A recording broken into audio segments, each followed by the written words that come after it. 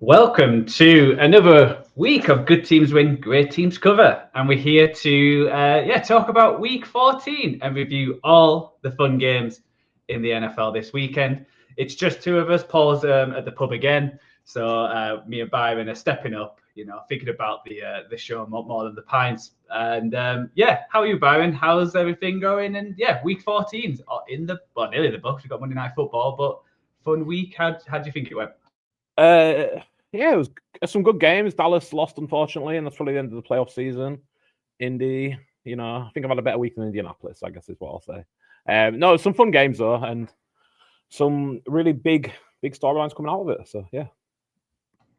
Yeah, it's certainly been a week where it feels like it's rounding. Yeah, it's been a week of us like rounding up, where it's like you're looking at some of these playoffs. We've got more teams eliminated. They can just, no one cares about them now.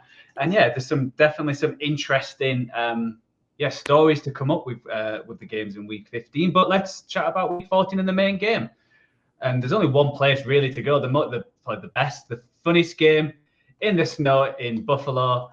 It is the Bills beating the Bengals 39-34. 4 TDs for Burrow, but Allen shows no sign of slowing down. A fun snow day in Buffalo as the Bills edge out the Bengals in a 10-touchdown showdown.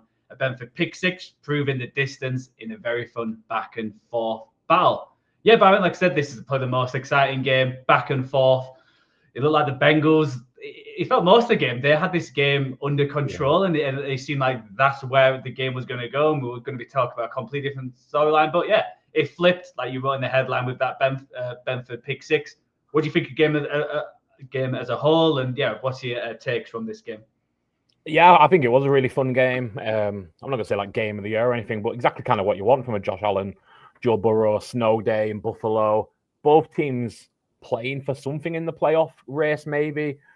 I think, we kind of have to look at Cincinnati now as it really needs to be perfect for them the rest of the way. I think they could have done with Baltimore winning of the two AFC North teams we'll get to later. And ultimately, the game kind of turned on those two interceptions, I think, on back-to-back plays. The second one being that pick six to Benford. And it was just a really weird throw by Joe Burrow. I'm not going to sit and criticize too much, though. 25-36, nearly 300 yards, 4 touchdowns. Those 2 interceptions ultimately killer. But again, when you kind of with both these quarterbacks and stories, when you rely on them to have to be Superman every week, second anything goes slightly wrong, it goes wrong in the biggest way for them. So, Josh Allen was Superman this week, and he got the glory of it. 250 passing yards, 3 touchdowns, another one on the ground, as is kind of the weekly standard for Josh Allen. I think the division's out of sight for Buffalo regardless, just too far back of New England. But a good win for them to get back on track and, beat a good team again. I still think Cincinnati, I think if the season started today, I'd pick them to win the AFC North. But unfortunately for them, that's not how the season works.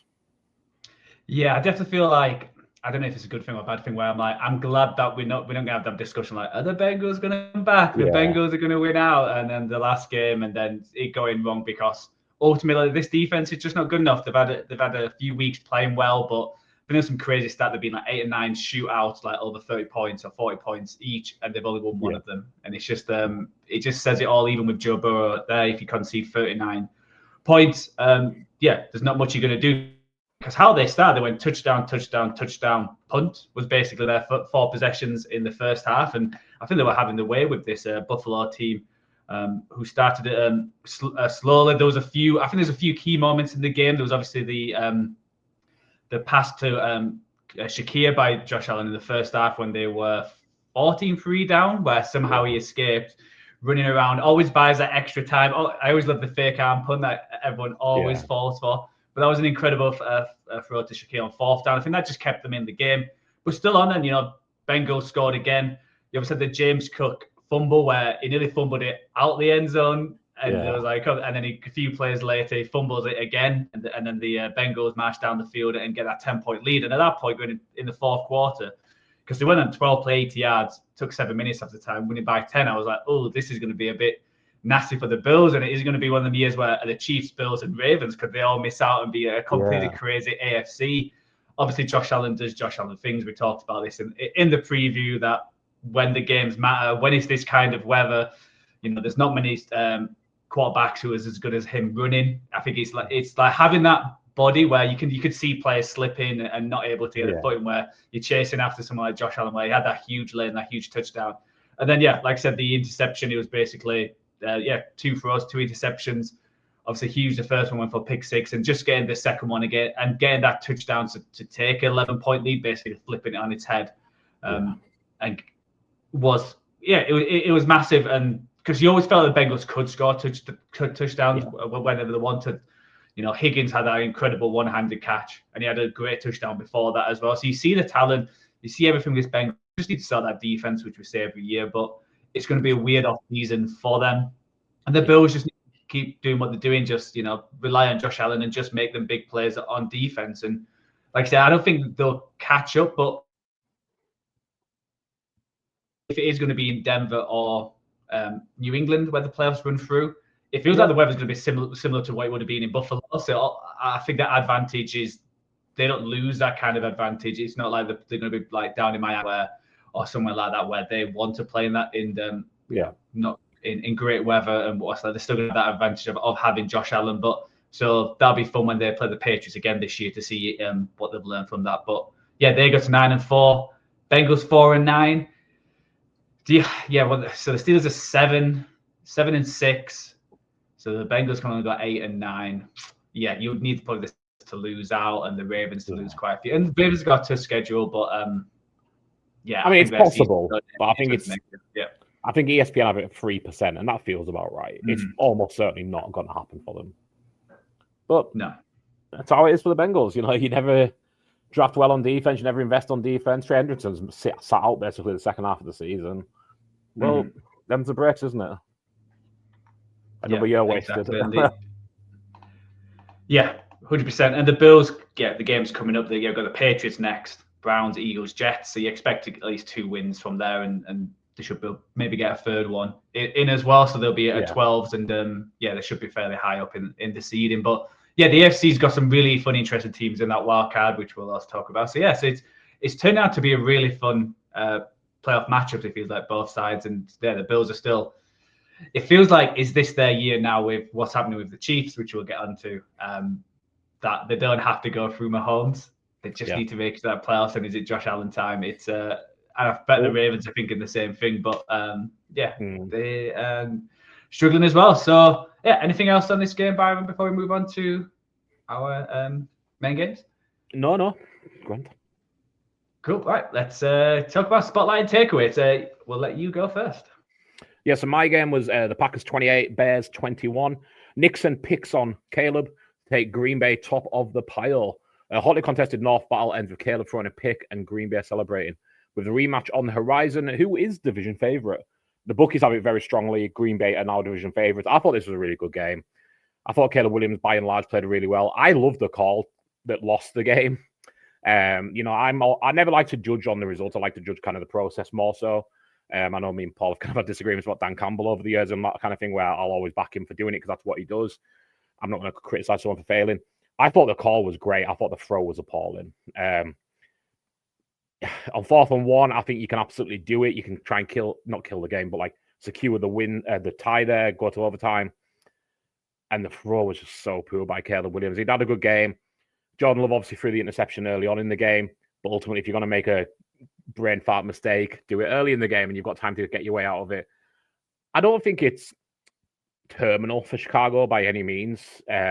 Green Bay have to come back to Soldier Field in a couple of weeks. And we'll see. We never quite know what we're going to get from Green Bay. Chicago, I think we've got a better kind of level of what kind of team they are. But from week to week, Green Bay can go up, Green Bay can go down. I think if Green Bay are at the best, they're better than Chicago ultimately. I think Jordan Love and Caleb Williams are pretty similar. They have really highlight plays and some dud plays as well. I think Jordan Love has done better this season at getting to more of the high-level ones than the dud ones. I think he's only thrown 4 interceptions this season, including the one yesterday. So credit to him for overcoming that. And Caleb just needs to get there. I think on the line, Chicago probably slightly better, but Green Bay work well as a unit. Different levels of pass catchers. Again, with Roma Dunze out there, that might have been a different story, but he wasn't there. Green Bay have battled with no Tucker Kraft. So, I think give them the touchdown for home field advantage, and I think you look at 2 fairly similar teams. I think you've got to give Green Bay the edge because they have the tiebreaker now, and I do just think they have the ultimate higher ceiling with a slightly better defense. The Bears either get a takeaway or they get burnt on drives on their defense where they don't have a turnover. They're the 29th worst defense in the league, or 29th best defense, I guess, 4th worst in the league. So it is kind of all or nothing on the Bears defense. And yes, the Packers managed to limit the mistakes. How are you feeling? Yeah, I agree. I think we talked a bit about the Bears, like with our power rankings. I think me and Paul had them higher than what you had the Bears. And my opinion's not really changed. I think they showed that they are contenders. I think they actually can be in this fight. You know, what Caleb Williams, I think, I would say it's a strength. He's like getting out of like would-be sacks and that burst he has. Compared it helps to last year, a lot, especially. 100%, yeah, it helps a lot in some circumstances, but then when it's for like that throw, he needed to get rid of it as quick as possible, and he just took that extra second to allow the defender, and then you see that DJ Moore was wide open as well. I think if he did it quicker, it would have been a touchdown, and also if he just saw DJ Moore at the corner of his eye who was coming free as well, it would have at least got the first down, and they could have done something there, and and it could have been a different outcome. But I think especially that second half, you know, the Packers defense, which we're all laud about, disappeared kind of. Like the Bears did what they've been doing and run the ball, and they were like doing big drives, and that Packers defense looked tired, and it looked like it was getting beaten up. And I think in January football, when it comes to the playoffs, that's the kind of performances where you see you have this ultimate special talent, amazing quarterback play, which I don't think they'll get from Caleb Williams. Having a team who could run the ball, impose the will on a defense, and they have that, and I can see them like beating one or two teams. Obviously, they still need to make the playoffs. This loss have gone from the 1st seed in the NFC to the 7th. You've got the Lions at the heels, and we still talk about the Cowboys, and they have got a tough rest of the season, so they need to make these wins. But they did show me that they can compete, and they're not pretenders. That they are actually. I think they can, make a challenge. You do worry about the defense. The fairly non-existent again. I think they tried to pressure Jordan Love. I think they because with Jordan Love this year, I think he certainly entered the top 5 quarterback. If he's got time, he's one of the best quarterbacks in the league. What's been the issue is when there's been pressures, and but they tried to pressure him, but he has so much time, and I think the numbers of when they blitzed him, he was like more or less perfect this game, and I think that's more down to the Bears defense not able to get to him compared to other teams. So I still think Jordan Love has that ability. Yes, he can have like good games or some silly throws, but I think especially this season, I think he's kept it more to level where the Packers again are a serious team who I wouldn't be surprised making the Super Bowl. I think that there's the NFC is the stronger. I think there's like 8 to 9 teams I could see in the NFC Championship right now. The Packers are certainly one of them, and you have Christian Watson, which I know I've championed him quite a lot the last few weeks, being that number 1 wide receiver. And I think he proved again today. I know he only got 4 catches for 89, but 2 touchdowns, and having that ability to go along with all the other targets as well. I think it's a huge plus that you get in that from him, because always the negative was, especially last year, was like when there's a big moment, you normally need a big wide receiver to step up and be that person. We see across, you see the Rams with Puka Nakua, you see the Seahawks with JSN now, where everyone knows it's going to him, but they still make it. And the Packers didn't have that this year. I feel like the Watson is stepping up and doing that, and then having the other players as well. See, Bo Melton, who they tried to convert to a cornerback, he had a huge TD 45. Matt LaFleur coached this game. I think he proved that there was the bit between him and Ben Johnson, with what Ben Johnson said at the start of the season and the handshake. So it just makes it exciting what that Soldier Field game is going to be. And it comes to a point now where the Bears probably need to win that. Just even getting to the playoffs, I think that's the issue the Bears have right now, is that they're in the stronger division. They've got the Browns next, so that should be a win. Get to 10-4, but then you've got Packers, 49ers, Lions, and you could see them losing all 3. You could see them picking up 1 or 2 of them games. Who knows? But it certainly makes it more interesting for the NFC North for this Bears team to be certainly contending. I'm guessing it's great the area where you live, Byron, as well, that you've got a team which is actually good this year. Yeah, definitely. Yeah. And just on the Christian Watson note, I mean, fantasy isn't everything, obviously, but in the last 4 weeks, he's got 9th most fantasy points per game, which I don't think anyone really expected it with him coming back to be that good. And yeah, who needs Matthew Golden? Yeah. Exactly. Cool. Anything else on this game before we move on to my spotlight? Awesome. All right, I'm doing my usual. I'm choosing Sunday Night Football. Kingdom crumbles. Houston is the problem. Chiefs' playoff hopes are hanging by a thread as they're currently at 6-7 and need plenty of help to get there. Mistakes seen all season cropped up again, and Texans are looking dangerous on a 5-game win streak.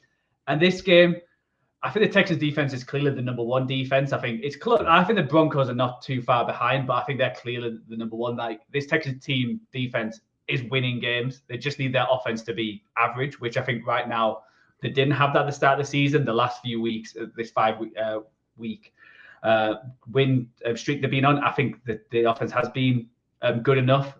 But I think this Texans defense, I think this was the moment. You want a random AFC South team on buried in a Sunday game. This is Sunday Night Football in Kansas City under the light. You can knock basically the Chiefs out the playoffs with this game. All the pressures are, just to show who you are. And I think this defense played probably this best game of the season or close to it anyway with what they did. 3 takeaways against Mahomes. And I think what was impressive is not even just the takeaways, it was just how they made Mahomes look. He looked like an average quarterback, 14 players out of 360 yards. Like I said, no touchdowns, went scoreless in the first half, which I think very rarely happens. And this Chiefs teams, like I mentioned, the mistakes which have been happening all season came up again. Drop catches, there were some absolute stinkers of catches. Rashee Rice had a terrible one. Kelsey had a couple. Penalties galore. I thought the offensive line actually played decent with what they went into. Obviously, they got injury on the first snap, and you thought, oh my God, like someone coming in for his first game against Will Anderson. I think they actually held up pretty well, but just penalties on defense, just letting long third downs happen. And just their running game is just not there when Patrick Mahomes is again the leading rusher. It's not a good look. Just watching Pacheco just felt like just running into just a bunch of players time after time, having to rely on Kareem Hunt. It's just not looking good. And the Texans, they had the first half, I thought they did okay on offense. They had a few good drives. They were hitting the big plays, which you mentioned. So we pointed out the Nico Collins over McDuffie, and that happened. And then, the second half, that third quarter, I think they had negative yards compared to the Chiefs. And when it was 10-10, I thought, the Chiefs have got this.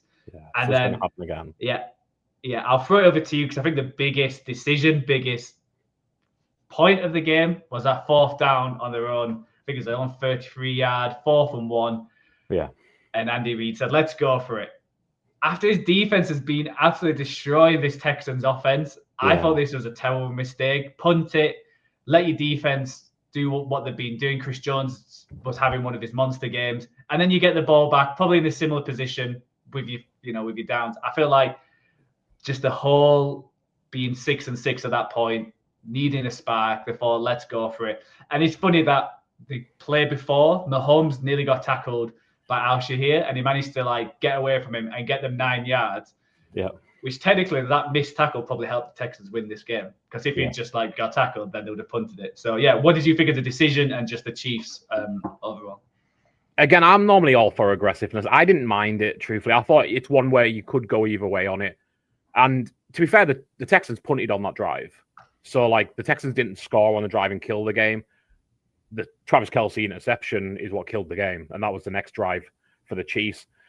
And again, the ball hits Rashee Rice in the hands for what should be a pretty easy catch. I kind of wondered if Rashee Rice was concussed because he went down pretty hard on his head a little while earlier. And then he dropped that one, which I thought, again, the one thing with Rashee Rice is he's very dependable at catching those kind of balls. So I didn't really hate it. I thought the play call was fine. It's just, it kind of reminded me a bit of that, kind of referenced it a little bit ago, the Lions 49ers NFC Championship game where the Lions went for it twice on 4th down and both times it hit the player in the hands and they dropped it. And you think, well, I think the decision was kind of fine. And if that player catches the ball, it's a fine decision. If Rashee Rice had caught it and the Chiefs carry on with the drive and score, it's okay. And the defense did stop the Texans. They did make them punt and they got the ball back. So in that sense, I don't hate it.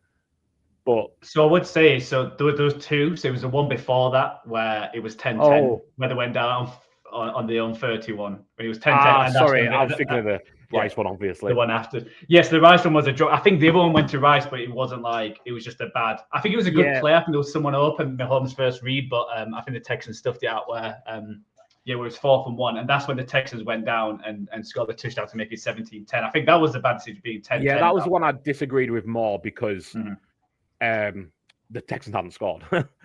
And like you said, the defense was on top. The one I'm talking about, the Texans had just scored and you got to get back into yada, yada, yada. Yeah, I agree. That one I probably would have punted as well. And again, I'm normally pretty aggressive on those calls. So I think I would have punted in that situation. Totally agree, yeah. Yeah, and that Texans defense, like I think it was Petrie who got the interception, which was an incredible interception. And then that hit on Rice, that was like one of the biggest hits you'll see all season where Rice basically caught it and it absolutely cream crackered him, to be honest. And like you said, it may have been in his head the following catches that he was just thinking someone was going to hit him that hard. But, Kelsey having a few drops. I think Mahomes, I think some of the throws were like just slightly off. So the one where we've got pictured where Kelsey couldn't catch it, it was just behind him. But I think that's such an illustration of the Chiefs' year where years gone past, Kelsey would have caught that and probably rumbled for like 5 or 10 yards, where this time he like somehow drops it, hits his helmet and gets into Al Shahir's interception. So I think that was huge, obviously getting the 3 points to make it a 10-point game. But I think in the 4th quarter, after like the Chiefs had all the 3rd quarter, I don't think they had 3 drives. Yeah, they had 3 drives and didn't get one first. Oh, they got one first down. Yeah.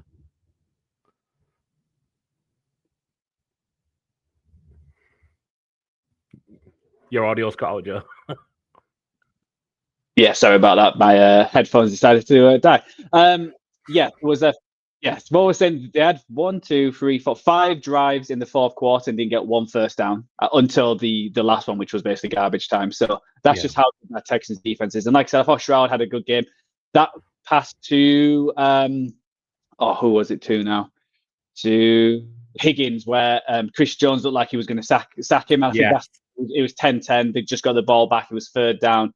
Looks like Chris Jones was going to sack him, but he managed to escape. And then an absolute bullet to Higgins to keep the drive going. And then they just ran it down the Chiefs' throat. And bringing in Dare to get his 1 carry for the touchdown, which was a big run as well. It just, when you need to step up, you need to step up. And it just makes the AFC South really fun now. And obviously we'll talk about the Colts in a second. But it feels like it's between this Texans and Jags team. And if these Texans get in one of the wild cards, I wouldn't be surprised if they knock one of the one of the division winners off, because it's a scary team. That defense is incredible, and this offense is not looking amazing, but it's looking average, which that's all they need. And it's certainly going to be fun with them. And I'm just glad, because obviously they started 0-3 and it felt like, we ran off the Texans and now here. Now looking at them, it's, they do say it's a long season, and they've certainly proved that. And the Chiefs need a lot of help. Again, they can get to 10-7. But I think the problem is they've lost to a lot of teams who are going to be around. They need a Chargers collapse completely, isn't it? Basically? Yeah. I'm sure there's a little more, but I think they're most likely is the Chargers collapse. And I mean, to be fair, if anyone's going to, the Chargers have kind of fallen for it. So you wouldn't be stunned, I guess. Maybe they can bring Phillip Rivers out of retirement as well. There you go. Let's move on, talking about Phillip Rivers, to our overreactions. We only had 2 spotlights with Paul not being here. So, Byron, your weekly overreaction. Yeah, Jaguars 36, Colts 19, Colts 45s misfiring. Will there be P45s incoming? Kind of crossing cultural references there. Does people know what a Colt 45 is? It's a very famous gun in America, anyway. And P45 for our non-UK listeners means you're getting fired. Pink slip. So, the pumpkin transformation is complete. Dimes down and out. New ownership in place in Indianapolis, obviously, after the passing of Jim Irsay. Will an 89 record, no quarterback, and no first-round pick signal a Black Monday clear-out? I kind of think it will. I think Shane Steichen will walk into another job pretty easily, but I think it's about time for Chris Ballard to maybe go to pastures new. Obviously, they bet very high on the Sauce Gardner trade of them being a top contender for the next 2 years. And all of that was reliant on Danny Dimes continuing to be a really good quarterback. You can't necessarily predict injuries, obviously, but you can avoid trotting out your quarterback with a broken fibula and maybe try and do something about that. On the back of that, breaking just as we were about to start recording, that Philip Rivers is joining the practice squad of the Colts. I don't have much of a takeaway from that other than I hope he's there in a coaching capacity to try and help Riley Leonard along, who Riley Leonard I thought looked functional enough yesterday. I didn't think he looked embarrassing, which is kind of what I expected. Not knowing much about him other than that he's a late round quarterback, and I think he's better with his feet than his arm. But that might be completely misplaced because I'm not a college expert by any means. Yeah, but I think the season is dead for Indianapolis. They have a brutal schedule upcoming. They are 22-1 to win the division now from odds on a few weeks ago. It's just gone all to pot. And I think the most likely outcome is that they do finish the season 8-9. And I think if you'd said at the start of the season you're going to have an 8-9 season, I might have said, okay, that's not so bad. But to do it from 8-1, would it be 8 in a row where they would go out? Yeah, it just has a different stink to it. Of course it does. So I think if they do finish with 7 or 8 straight defeats, I think you might be looking at some sackings coming in, whether that is Steichen and Ballard or just one of the two. I think somebody kind of pays for this end of season collapse. Yeah, I feel like it should be Ballard out of the two. I think they should keep Steichen. I think he's proved time and time again what he can do with, not amazing quarterbacks. Obviously, again, Anthony Richardson so high and not working out, that's not helped. But I think because what he did with Daniel Jones at the start of the year, I think obviously him getting injured might help. That if they'd gone on a 7-game losing streak with him playing badly, then that may have hurt them more. But like you said, they were relying on him to play next year, probably sign to a new contract. But with Achilles injuries, you never know when someone's going to return and how long it will take them, to recover and get back to the best. Indianapolis is not having great times with their star players having Achilles. Obviously, their basketball team as well in the finals. That's why you shouldn't play players with like dodgy calves or broken legs because it can hurt other injuries. And I do feel like, you feel bad for the Colts, but I think they're going to lose this game even with Daniel Jones being out. Just watching that start of the game, it felt like the Jags, even though they weren't up by a lot, it felt like they were the stronger team, and it felt like the Colts were struggling. And I think the problem is now Daniel Jones has dropped off, people are just going to stack the box against Jonathan Taylor. I think how he was playing at the start of the year on the hot streak, that's just completely gone. Obviously, he had a fumble today, which doesn't help matters, and he felt like, the players weren't stepping up. And they do have injuries, but a lot of teams have injuries, and it's not great. I do feel a bit. There was that touchdown pass by Leonard to Pittman Jr., which I thought was I don't think he was a flag. I think that was very ticky-tacky. I don't think there was much there. And obviously, I think Pittman took that old guy out as well on the sideline. I think that was more of a flag than... get a flag for that, sure, defenseless receiver. Yeah, then the offensive pass interference. And I think if that had gone in, then I thought, this may be an interesting game, but, you'd not really go from there. And the Jags are actually looking great. I know I've always been a bit harsh on Trevor Lawrence, but I think he's been playing his best games the last few weeks. And I think this is probably his best game. He had that great throwaway, was threw across his body. I think it was to maybe to Myers down the line. And I think that's what you expected from him. And you just need him to be consistent now. And certainly helps when you've got a good running game with ETN was looking good again with 70 yards and 2 touchdowns. And Brian Thomas had a good game, 3 catch for 87. So I think everything's looking great for the Jags. And when you look at their fixtures coming up, it's not too difficult. They've got the Jets, Broncos, which we have, but the Colts and Titans. You expect them to win 3 out of the 4, and that puts them on to 12 wins, 12-5, and that's probably good enough to win that division. So, I think all things looking good for the Jags. I think the Colts are just going to go downhill. But and I think one of the reasons why they're bringing the Philip Rivers in is Riley Leonard's also week to week with a strained knee ligament. So it doesn't also help that you're down 3 quarterbacks now, because obviously Anthony Richardson broke his eye bone, his eye socket, and nothing's been said. I've not heard anything like if he's coming back or not, and who knows with that situation and what they're going to do. But it's not great for the Colts when they've gone all in and Sauce Gardner's injured and they've got no number 1 pick next year, and back to the drawing board, it feels like, with the Colts, where they're searching around for a mid-level quarterback, which the hope Steichen can train up. But good on the Jags. I think they do deserve some credit now. I think I haven't given them enough this year. Yeah, and I mean, I think we are, not just we, I think NFL media, NFL talkers, harsh on Trevor Lawrence, rightly so, an awful lot of the time. So I think it's important to give him his flowers like you just have there. I think this is his best game of the season. I thought he was very good in the conditions. I just thought he was pretty much perfect, truthfully. I thought he'd done really well.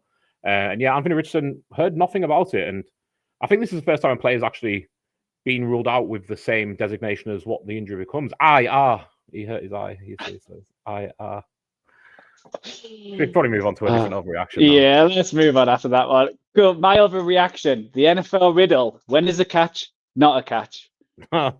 Who the fuck knows? Ravens feel hard done by multiple officiating decisions. However, they only have themselves to blame with another poor home game and now chasing the Steelers for the AFC North because they're a game behind. Yeah, the Ravens, after winning 5 on the trot, have lost 2 at home against the Bengals and now the Steelers. And yeah, let's just jump into it. Like, the big talking points are some of the decisions. I think the likely catch. I understand why. If he would ruled not a catch, I couldn't understand why they would have kept the decision. Yep. I understand, like, the reasoning from the referee. Okay, makes some sense, but yeah, that third step, like, if he'd done 2 steps and just brought his arms in a little bit, that would have been a touchdown. You wouldn't need the third. Yeah. You wouldn't need the first step. And the fact that he's like, it must be knocked out. There wasn't like a camera angle where it's like, is his foot touching or not? I think if it was like if it was the second foot and that happened, makes sense. But I think changing that decision, I think changing that decision was probably the wrong way, especially when you look at the Rodgers one, where that looked very similar. Where he said, well, his knee was down, but you can't tell what the ball is. And again, they switched that decision around. And you're just like, well, how can that class as a catch, but that not be a catch? It just felt like a catch. I think that's just the big thing. There's a lot of these decisions where, when they go into the ground and the ball moves and all that kind of stuff, that makes sense. And it's like, okay, I can see that why that's not a catch.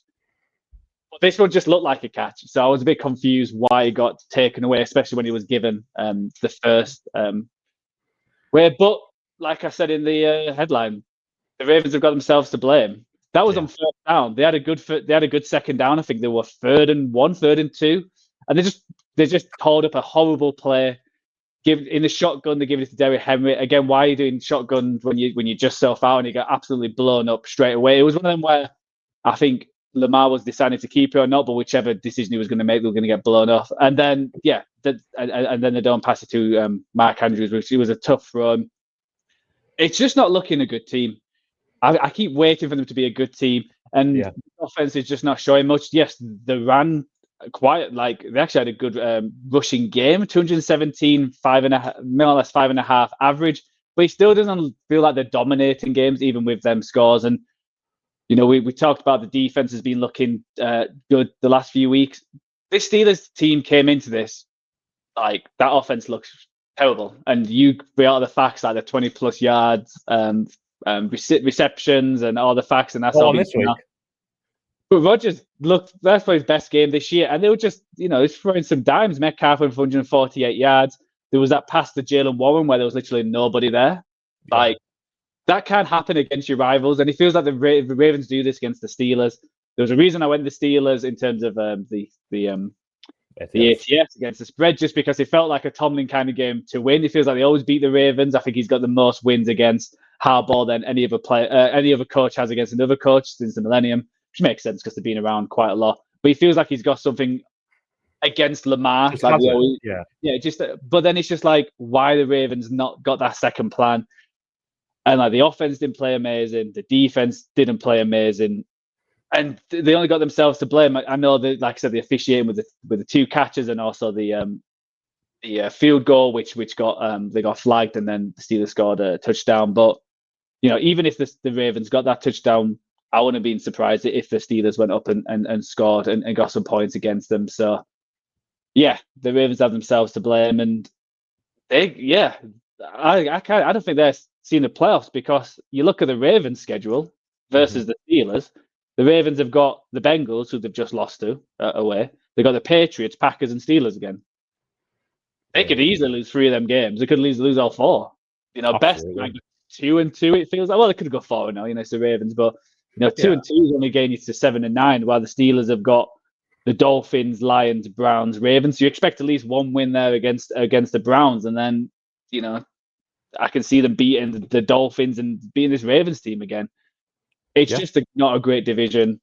I feel like whoever gets through this division is going to get absolutely waxed in the wild card against the fifth seed. So yeah, any comment on this game, Byron? Any opinions on either team? Mina Kimes had a really good start this morning. I think it was on the season. Baltimore running backs inside the 10-yard line rank 31st in success rate, only ahead of the Jets. It kind of sums up how they play. You know, they run the ball fine in between the 20s, and then it's baffling to me a team with Derrick Henry, Mark Andrews, Lamar Jackson can't create things in the... And I mean, Zay Flowers is so nifty as well. He can get open. They just can't create in the end zone, and I don't understand why. I don't understand how. I do kind of wonder if Harbaugh's coaching for his job. I wonder if there's any kind of inclinations that it might have a change if your time has come. And, you know, it feels like, well, Tomlin won this week, so we'll move on to a different coach who's been there forever to maybe get pinned with maybe losing his job. But this has been such a disappointing year. And again, I give him so much shit for being poor all season. Aaron Rodgers was incredible this game. You say it's best game of the season. I think it's his best game since he was MVP. This is the best game better than anything he'd done in New York. I thought he was incredible. And he joins the list of receiving yard leaders after age 40 with his one catch for -9 yards. So Jerry Rice has 2,100 yards after age 40, which is absolutely insane. Tom Brady has 6. Mercedes Lewis has 2. Brett Favre has -2, and now Aaron Rodgers joins the list at -9. So congrats, Aaron Rodgers. Another career achievement and an incredible game. I give him so much shit all season, but yeah, he was properly slinging it yesterday and looked incredible doing it. No idea where this came from. Ayahuasca must have hit good last week, I guess. Yeah, exactly. And you know, this is a game where they ran 17 yards for 34 yards for 2 yards per carry. So like, it's not like the rushing helped them. But like the first half, they went touchdown, punt, field goal, touchdown, end of half. So they had 4 possessions and got 17 points. So that and when you play this Ravens team, so weird because like Jackson looks better with his feet now than he has throughout the season. But just like everything else, just does, I don't know, something's just missing from this team. Yeah. And like you said, I think Greg Rosenthal gave a similar stat where they had like a crazy number of runs in the red zone and they won 0 yards based, or like they won like the rushing battles 0. And so it's just I just don't get this team. I don't know where they're going to go from here. And I'm sure it's going to come out at the end of the season or coming into next season how injured Lamar was. Yeah. But every week, all the Ravens tell us is Lamar's not injured, he's fine. And it's like, it doesn't look like it. Yeah. And one of my hot takes yesterday on Blue Sky was, is Trevor Lawrence currently a better quarterback than Lamar Jackson? I mean, yes, I guess on this week, but we'll see how the rest of the season goes before we go too deep on that one. But I can't believe how bad the Ravens are. Yeah. I knew the defense had these issues. Yeah, like rushing deep, like trying to rush the passer. There was that third down where they sent the house and no one got close to Aaron Rodgers. Yeah, they're playing an offensive line with like the third left tackle and Aaron Rodgers who can't move anywhere and just can't get any pressure. And you always really believe with the Ravens, it's normally like they have like a defender who's like 3 or 4 years into the season, and he suddenly bursts out and has a great year. But they've just not had this year, and it's disappointing. But I also wouldn't be surprised if they make the playoffs because I think the Steelers had a great game, but I also don't trust them to do anything as well. So, right, that's our weekly overreaction. So let's move on to our fourfold, which, I'm not happy about. I'm pissed, just like I know a few other people with what happened. So, let's move on. You're not as pissed as Dave Portnoy, though, right? Oh, I think I am. So we'll get to that when we start talking about my fourfold, which was a load of... Oh, okay. Right, let's go. You first, Baron. So you had a good week. You went 3-1. Unfortunately, you went for the New York Jets, which, now looking back, was a shocking mistake. So we'll start off with your first game, with your first pick. You went for the Seahawks, -7. And halftime, slightly worrying. It was 6-6. It was not looking great. And then Shaheed does what Shaheed does. And then it was just easy from then on. And 7-9 against the Falcons in Atlanta. So, Seahawks looking like one of the best teams. Yeah, and just want to shout out, I mean, obviously I always want to shout out Rashid Shaheed, but Nick Emmanwari, who was my defensive rookie of the year, shout out mid-season. 2 touchdowns, 1 interception. He had a sack, a tackle for loss, blocked a field goal, and had an interception. Just an overall all-round incredible performance from Emmanwari. And yeah, I captained JSN in Fantasy Gameday, and I was like halftime again, just like, oh, what have I done here? It's not quite going as I expected, but yeah, he got going in the second half, got 2 touchdowns. So kind of just ticking off the box for Seattle. I think Darnold needed it. I thought it was a good second half. I feel like with the last few weeks, you needed like a big performance from him, and yeah, worrying times for Falcons, who, they'll get top 10 pick. Oh, no way. That's the Rams. So, yeah. Great for LA, though. What a trade that's been. Yeah. But James Pierce has looked good. I'll give him that. I think he's got a sack in the last 4 or 5 games in each game. Yeah. So he's looked good. But yeah, I don't think they were expected to pick this high again. So not so great. The Seahawks march on, currently second in the NFC West just because of who else in that division. But again, another team who's looking incredible. So yeah, next pick you had, this was comfortably, it was more or less there at halftime. You had the Titans at the Browns, over 34. It more or less nearly doubled it, 31-29. Cam Ward, the number 1 pick against Shedeur Sanders, who had a great game. Had a good game when you look at his stats, and threw for 364 yards, 3 touchdowns. But when the game was on the line, they decided to give it to Judkins, who completely forgot that he was supposed to pass the ball on an end around and just threw it across his body once he realized the mistake. So good win for the Titans, getting that second win. Good on Cam Ward. Garrett gets another sack. What do you see in this game? Really impressed with Shedeur Sanders. He's the first Browns quarterback to throw for 300 yards this season, and you'll like this one if you haven't seen it already. He's the first Browns quarterback with 300 plus passing yards, 300 plus passing yards, 3 or more passing touchdowns, and a rushing touchdown in the same game since. I'll give you a clue. I'm not gonna ask you to guess. The number 1 movie in the US was Sunset Boulevard. That's right. It was week 1 of the 1950 season. It was Otto Graham, in the Cleveland Browns winning season. They won the NFL championship pre-Super Bowl era that year, throwing a touchdown to Max Speedy, Dante Lavelli, and Dub Jones. A dub is the one thing the Browns couldn't get, but that kind of helps them as well. Keep the draft pick good. Good week for the Giants on a bye. They're now the number 1 overall pick. And it's weird because the Titans actually won the game, and I don't really feel I have too much to say about the Titans. I felt like this was more of a Browns statement kind of game. Shedeur Sanders is a quarterback the rest of the season, and let's see what he can put together the rest of the way. Tony Pollard is probably the story of the Titans win. Shout out to Tony Pollard, with 161 yards. 61 yards, 2 touchdowns. But certainly on the second touchdown, it was like, are the Browns trying to tackle him here? Like, it kind of feels like I could be out there and getting as much impact as the Browns defense is doing. It was very white flaggy, but a fun game. And good for the Browns to maybe have a quarterback. And we'll see how the season ends. We'll see where they pick in the draft if they go with somebody else. But Shedur's certainly shown way more than Dylan Gabriel did. So he's shown that he's live. He's got the highs. He still has his usual holding the ball way too long, running around, and just throwing up some balls for some interceptions, which I think he needs to learn not to do. But I'll give a shout out as well. I know he did Tony Pollard, but to Jeffrey Simmons, who looks incredible again, who could be an all-pro even on this terrible Titans team. He got a few. It's kind of funny that we're going to have DPOY, Myles Garrett, defensive rookie of the year is going to be Schlesinger, and Jeffrey Simmons might go all-pro, and they're going to have 5 wins combined. Crazy.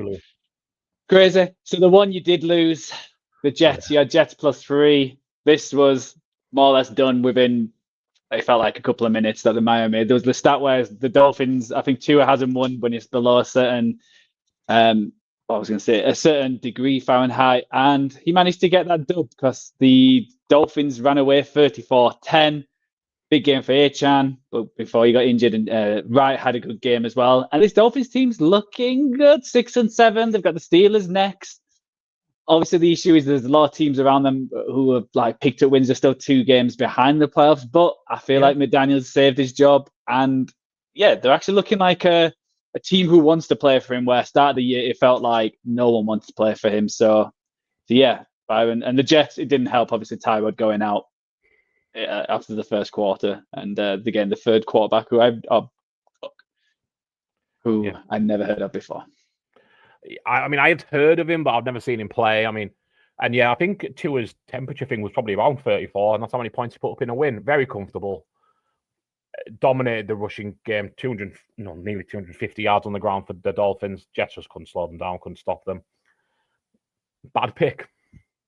Yeah, and the Dolphins' defense is looking surprisingly good. I know they've not had the toughest schedule, but they've conceded not many points. They haven't conceded over 20 points since they played the Chargers 8 weeks ago. So they're certainly doing a good job there, and we'll see if they can continue. But they've got a tough end of schedule. But this is what you want. Well, Lamar Jackson put them 20 up on them 2 weeks ago.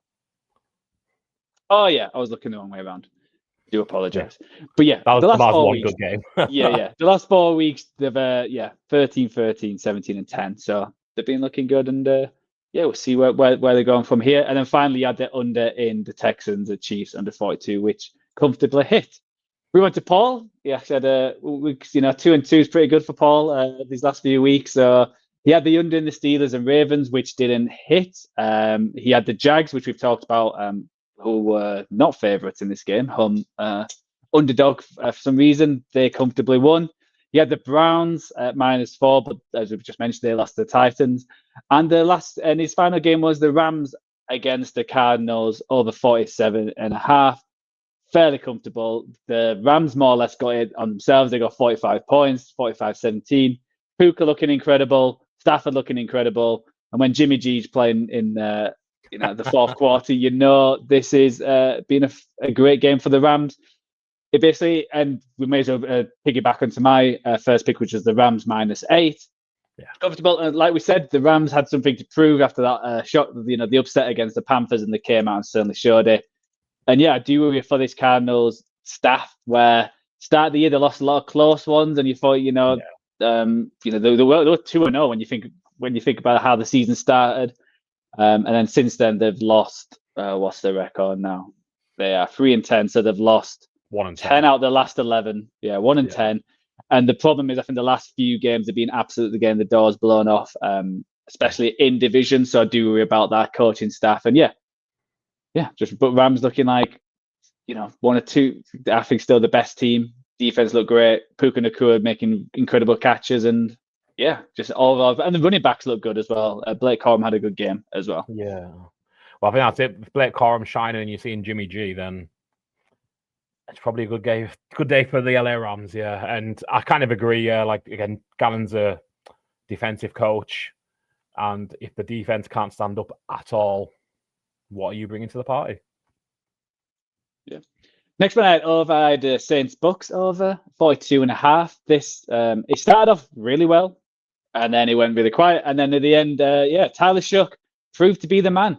He only threw for 144 yards, but he had 2 touchdowns on the ground, including one to beat the Bucks in a shock result. But I think I went the Saints because the Bucks had just not been beating teams very handily, and when they keep it close, anything can happen. And just a crazy game. The Saints go 3-10. The Bucks 7-6, the same record as the Panthers now. And again, we expected them to win comfortably. Yeah. It's just not looking good. Egbuka certainly dropped off. He was looking, one of the superstars at the start of the year. He had a few drops. I know he was raining quite heavily in Florida, but how he was looking, and just that connection between him and Baker is just not looking quite there. I know they're getting some people back. Godwin had 5 catches for 55, and Bucky Irving looked decent again, 55 yards on the ground. But the Bucks are just, when you live dangerously with these tight games, there wasn't plenty of them at the start of the year. It's the reverse, and good on the Saints. Tyler Shough looks like, I think he'll be their quarterback next year. I don't know if that's the right decision, but that's just how how it works. I don't think there's great quarterbacks coming in the draft, so they'll just stick with Tyler Shough and then probably make that decision later on. But he had a good game. And where did the Bucks go from here, Byron? We'll be talking about in the Thursday night football, but it's not looking great down in Tampa. It really isn't, no. And I think, obviously you mentioned that Baker Mayfield and Mika Egbuka connection.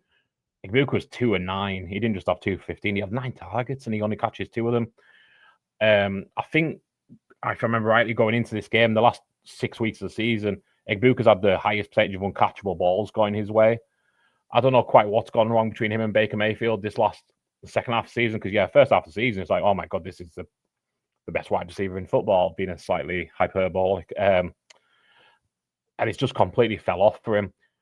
I'd expect Mike Evans to be back Thursday. It sounds like he's going to be, touch and go whether he plays or not. Obviously, that's a huge addition. I don't quite know what the Bucs need to do other than play better. They're going to have Bucky back. Godwin's another week back and played pretty well. Mike Evans back Thursday, it sounds like. Ultimately, the season's going to come down to them 2 games against the Panthers, which are upcoming. A great position to be in as a neutral, because we want division races to go to the wire, especially when they're going to play each other twice. So, yeah, I don't quite know what the Bucs need to do. It looks like everything should be going along fine, but like you say, when they play close games and they play on the razor's edge all the time, sometimes it's just going to swing the opposite way. Yeah, and like I said, the Bucs playing Thursday night. It's maybe not must win, but they need to get back on track and just play how they have been playing. I think that defense has been disappointing with how they're suddenly the start where it's a boom or bust kind of team. And the Saints at least are playing for the coach, and it's not obviously been how they wanted the season to go, but there is some light at the end of the tunnel. I think Tyler Shuck's at least a good, solid backup, maybe playing because there's not enough quarterbacks in the league. But you never know, he might prove me wrong and have a great starting career. But at least there's some light for the Saints fans out there, and they'll probably love to stick it to the Bucs. Oh, yeah. Moving on, so this is the game, which is I probably can't say what I was thinking or was sending on the team chat. It was the Broncos at Raiders. I had under 40. Everything in this game was going perfect. The Broncos were winning comfortably. Every single drive they went for. The first round touchdown went for 8 minutes 54, 14 plays. The next drive, nearly 5 minutes, but punt. The next drive, 4 minutes 20 downs. End of half, 14-7. There is a Marvin Mims, which I know is a Byron favourite. He gets a punt return. But I didn't mind that, 14-7 a half. I thought, okay, it's not too bad. Then they go on another touchdown a drive, 9 minutes and 13 seconds, 14 play. They get a field goal, 19 plays, 90 yards, 10 minutes, 17. At that point, it's 24-7. Geno's out the game. Kenny Pickett's in. I thought, I've got this comfortably. Don't need to worry about it. Kenny Pickett goes down the field, manages to get a touchdown. Good on him. I thought, fair enough. It goes to Jackson, his first catch in the NFL. And I thought this is the first player over 24 years old to catch for the Raiders this year, which I thought was a great stat. What? Because everyone else has got a touchdown has been under 24 and under, which I think there's only been one team age ago who's done a full, but which that's is wild. Yeah, I think he's 25, Jackson. I think they were saying on commentary there's only one team who's ever done the full season where everyone scores under 24, and it's a random team back in the day. So I didn't hear that. That's a great start. Yeah, so that was crazy. And then the Broncos get it back. 6 plays, 60. Pete Carroll thinks he's this game's still in hand, burning his timeouts. Okay, fair enough. Gives it back with 55 seconds to go. They're not really going anywhere. 26-yard pass to Lockett. Fucking Jones from Denver. And it was a penalty as well, which is really annoying. But why are you doing a defensive delay of game there? Why are you trying to delay? You're up 10 points. They're probably not going to get there in time in order to clock it anyway. Yeah. And it's fairly far out. They may have got the field goal, but why? Why do that? And then Pete Carroll decides, let's just go for a field goal. Why not? Kicks the field goal. Kicker starts celebrating. Looks up. Oh, it's zero on the clock. So it screws everyone who had the Broncos minus 8.5. So the Raiders cover, and anyone who had the over side of 40, and it goes to 41. That's the most heart-wrenching 4-4 defeat I think I could experience, because my other one was the Texans +3. So I would have won another 4-4 if it wasn't for Jones and if it wasn't for Pete Carroll, who I think should be fired. 2-11. That team is just not a team. I think Geno's going to be out. Bringing in the Seattle connection has just not worked. I think it had been a huge disappointment. I expected it to, with Pete Carroll and how Geno's been playing the last few years, I thought they would have a good year, and they're just a nothing team. And I think that's just the worst thing you can say. They've got some good young players. I worry that Bowers is just going to be wasted on a team like this, and Crosby. I'll not be surprised if Crosby has to leave in the summer, because this is not a quick fix. I don't know where they're going to go from here, but yeah, just bad all around. And good on the Broncos. The Broncos moved to 11-2, a game they should win. Thought Bo Nix played well. It was a fairly comfortable. It wasn't a 24-17 game. It was probably a 24-7 game. And yeah, just got absolutely shafted with another 4-fold win. So I go 3-1 this week. Devoed.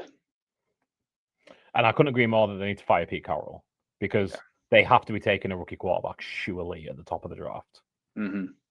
And don't let Pete Carroll ruin him. No. Bring in a young, offensive-minded head coach. Yeah. And what's crazy, one of the Raiders' wins this year? The Patriots against New England. First game of the season. Yeah. Which is absolutely nuts.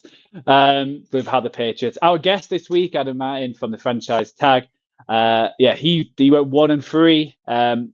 Unfortunately, he went the Ravens at -5.5. Obviously, talked about Steelers winning. He went the Commanders +2, which, maybe one of the, no offense, Adam, one of the worst picks in terms of like how bad the Commanders were. It made sense because I think we all went I think we all went the Commanders with him, so we can't take any any break. But the Vikings win 31-0. McCarthy looked actually a semi-decent quarterback. Looked like an NFL quarterback. Jaden Daniels looks like he re-injured his elbow after an interception and get absolutely creamed as well, get pushed down. There was reports he could have come back in, but they decided not to. And then it's a bit like, so why was he playing in the first place? This season's over. Yeah. I worry that, again, another head coach where if you told me Dan Quinn was possibly getting fired this year, I would have been shocked. But it's an old team. We talk about every week. They just haven't drafted well. You can't just rely on what happened last year with the veterans to work again. The team just looked old. And Jaden Daniels has not looked amazing. I think that's been the biggest disappointment. Even when he has been fit, he's not looked like his old self. I don't know if that's the system. I don't know if that's the players around him. But, we talk about the sophomore slump and some quarterbacks. And I think he's had a sophomore slump compared to the other two quarterbacks who were taken that high. Because we did do the redraft before the season started, and he was clearly the number one pick. Now it's a decision is a number 2 or number 3. It's not been a great year, but good on the Vikings. And I think there was another crazy stat. They're one of the first teams to have a 0 1 week and then the week after shutting out the team opposite, which all to that defense. I think they controlled that, and we'll see where this team goes. I still don't think it's been fixed, but the Vikings move on and get a win and move to 5-8. Commanders 3-10 and looks like they're going to get a top 10 pick. He's one win. He had the Seahawks beating the Falcons. Being over 44.5. Talk about that game, which was another win. And then he went the Colts Jags under 47.5, which unfortunately didn't happen. So standings, Byron, you're bang on 500, 26-26. Paul's 21, 29-2 with only 3 weeks to go. 4 weeks to go. 4 weeks. Yeah, 4 weeks to go. He needs to start winning out and to catch up. And then finally, I'm 30 and 22-4 ahead of you, Byron, with the guest at 22, 28-2. Paul to behind the guest is very funny. Yeah, that'd be great. So let's move on to the ATS. Yeah, it was actually a winning week for me this week. I've had a shocking week with the ATS. So I went 8-5, you went 6-7, and Paul went 7-6. One game we haven't talked about, which was a huge game, the Thursday night game. It feels ages ago since it happened. We all went the Cowboys. Yeah. But unfortunately, they came up short, losing 44-30. I'll be quiet and sit back, and I'll let you. Yeah, you'll have couple of minutes to chat about what went wrong for the Cowboys. I think, I got optimistic about the Cowboys coming into this game. They just beat the Eagles, just beat the Chiefs. But I think 6-1 is maybe about the Cowboys level we expected coming into the season. Maybe a 9-8, maybe a 10-7 if everything breaks right. And I think it was kind of just a get-right game for the Lions. Jared Goff got the ball out really quickly, went 309 yards, 1 touchdown. And Jahmyr Gibbs is just fucking special. Only 12 carries, 43 yards only, but 3 touchdowns in there as well. And then 77 yards through the air as well. I just think, at their absolute best, Dallas could have maybe contended with them, but they lost CD Lamb in the game, who'd got 121 yards at that point.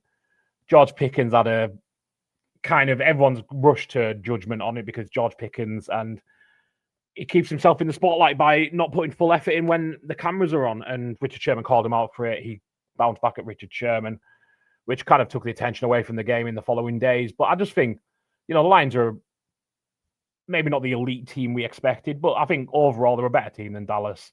And maybe myself and maybe all of us kind of just got caught up in those 2 wins. Detroit looking a little off. And I think it's just one of them games that really could go either way, depending on who turned up. So I wouldn't say I'm crushed by it. I think it's really hard to see Dallas making a way into the playoffs now, but I think Dak will keep playing really well the rest of the season. We'll see if CD Lamb's fit to go for Sunday, obviously going out with a concussion and being ruled out really quickly. You don't like to see it, but you like to see him being treated rightly. Obviously, you don't see any player concussed, but if they're going to be concussed, I'd rather they didn't carry on playing and get more injured during the game. So, yeah, we'll see what Sunday brings for the Cowboys, but ultimately, Lions are a good football team, if not the best. And I think they just really took care of business. So, no, huge navel gaze and all what on earth happened. I think, they're probably a better team than Dallas and they showed it. Yeah, I think there's still a slight chance for this Cowboys team. Obviously, they need to win out and they'll go to 10-6-1. And then they even need the 49ers to just. I think they're at least going to win one game, same with the Bears, and then to lose out the other one's probably the only chance. And the Lions have got some tough fixtures as well.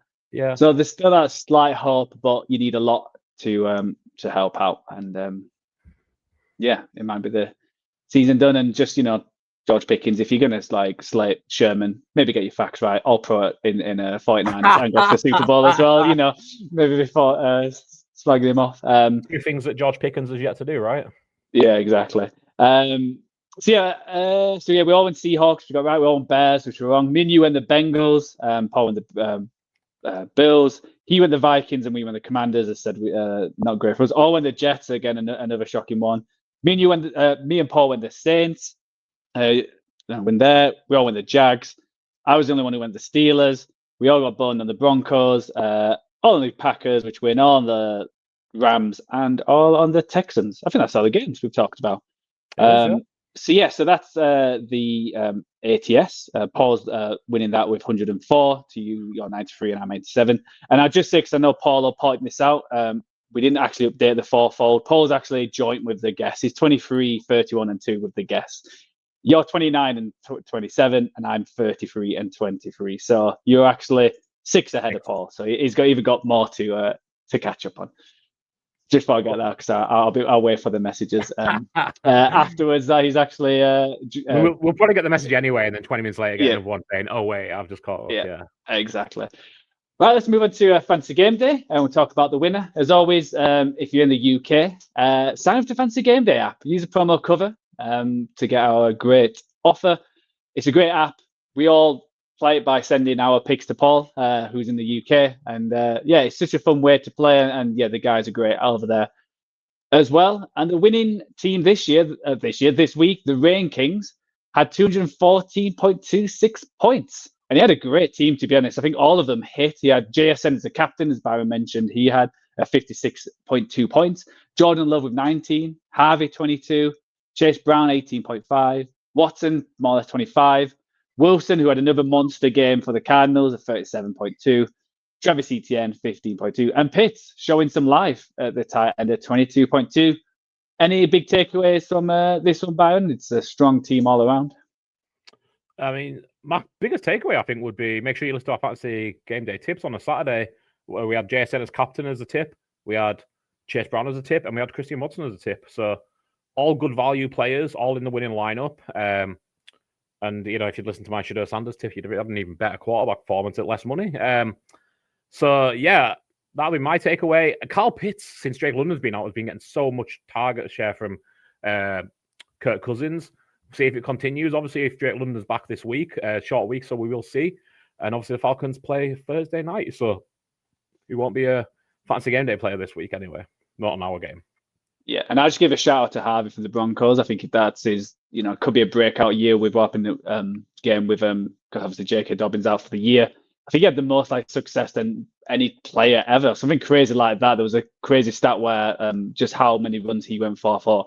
He had a huge game, and if he can get going for the Broncos, then that's just another element which that team can have. And Wilson for the Cardinals, probably him and McBride are the only positive out there, but another huge game. And when Marvin Harris is out, it's all Wilson. So it's certainly a good pickup each week, and I'm sure his price is going to skyrocket at some point because he's been fairly like cheap to mid most weeks. Right, let's end this episode to talk about Thursday night football. It's it's a game. Can't complain. We were craving these kind of games in the summer that we were desperate for any football, and so we can't be 2.5. We have the Falcons, the 4-9 Falcons, who are plus 4.5 underdogs traveling to the Bucks. Over under 44.5. The headline: 4 defeats from 5. Can Baker start cooking again? With both teams stacking up L's, Tampa need to turn things around quickly to seal another playoff season. Atlanta fighting for pride and to avenge Week 1 loss. We talked about the Bucks, that we're not quite sure what they need to do against this team. And I think these Falcons teams are like a weird one where they're still a dangerous team, even though they keep losing. I think when they play like really good teams, they do get blown out. And I think they need to start playing for their coach. Again, it's another head coach, which I thought was fairly safe with some of the decisions they made. But Raheem Morris, I think everyone loves him in the building. I think that helps. But with an owner who's getting older and older, is going to be a bit more trigger happy to maybe start again with this team, especially with how Penix played before he got injured. So they need to show up. The defense looked decent, but they got blown out at the weekend. But where do you see this game going? Do you think which way you lean in, over, under? How are you seeing it? I feel like I pick the Bucks wrong every single week. And more often than not, I have faith in the Bucks, to my chagrin. I think I'm going to lean with the Bucks again. They're at home. They need to win. I think the season ultimately probably will boil down to the 2 games against Panthers, but they need to keep winning to make sure that's the case. I think where it boils down is, can this Falcons pass rush dominate against this Bucks O-line, which has had its own issues? If that pass rush can really get going, like you said, James Pierce has been good, especially the second half of the season. The Falcons can definitely cause an upset and maybe win outright here. I won't be placing money on the Buccaneers, but I'm going to pick them in ATS, I'm pretty sure. Yeah, we've just got an update from another breaking news that JPP is coming out of retirement to go to the Bucks. So that's another defender on the. So Philip Rivers is coming out of retirement to join the practice squad. JPP is joining the Bucks. I mean, I'm almost, is Joe Namath going to be suiting up at quarterback for the Jets next week? Who knows? And I think it's huge. We'll see what happens with Tristan Wirfs as well. He was out of the weekend. If he doesn't play, then you do worry. And you know what? I might lean the Falcons just because, like I've said a lot, the Bucks, their defense are giving up such big plays, and probably one of the best big players is Bijan Robinson. So just need to get him the ball, feed him, and we'll see. I just want Drake London to play just because he's been out a couple of weeks, and we're one of the best players of Thursday Night Football, but I don't think he'll play this week. And I think it's going to be depends on the weather. If it's like it was on Sunday, I think I'm probably go under as well. Yeah. Cool. Right, so that's week 14 in the books. 4 more weeks of regular season to go. Can't believe it's here already. And as always, remember to follow us on all the social medias, for our YouTube video, on the channel, Instagram, X, TikTok, Blue Sky, all of that kind of stuff. GTW_GTC. You'll find us on all the the fun podcast apps. We'll be there. Same good teams win, great teams cover. But thanks for joining us, and we'll see you on Friday for week 15 preview. And Paul should be back. So we'll see you guys later.